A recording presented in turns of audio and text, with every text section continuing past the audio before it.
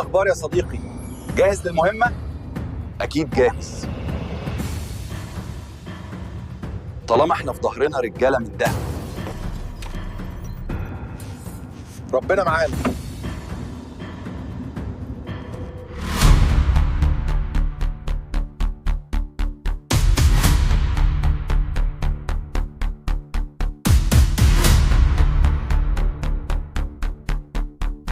من أشرف لفضل المياه، من أشرف لفضل المياه. طمني عليا تأمين الطريق. تأمين الطريق البري تمام. البركة في جمال. يلا يا منير يا معفن، لازم نغطي إيهاب ومصطفي خلف الخطوط. حاضر يا أفندم.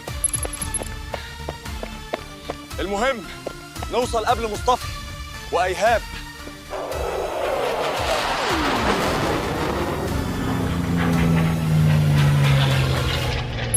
ها يا مصطفى، جاهز انت ورجالتك؟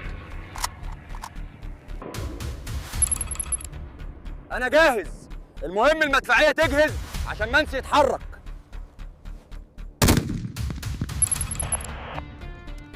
احنا تمام ومغطيين 100%.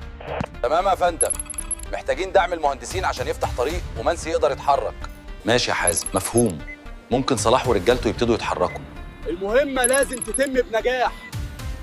يلا يا محروس عشان نفتح طريق. تمام يا فندم. محتاجين دفاع جوي قبل أي حاجة.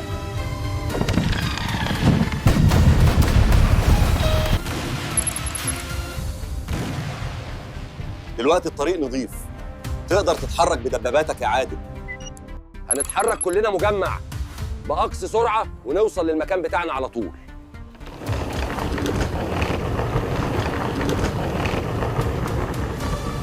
عاش يا رجالة مصر، انتوا الخير وانتوا المستقبل. منسي، انت جاهز؟ خلاص قربنا ننهي مهمتنا بنجاح. أنا جاهز بفضل كل الرجالة دي. لازم أكون جاهز. عارف ليه؟ بالرغم من إن محدش من الناس فاهم طبيعة المهمة، بس إحنا فعلاً نفذناها. ودورنا باختصار هي إن كل الناس اللي عايشة في بيوتها بأمان ما تحسش باللي بنعمله علشان يفضلوا سالمين. عشان كده نقول وبكل ثقة وراحة ضمير، مهمتنا نجحت الحمد لله.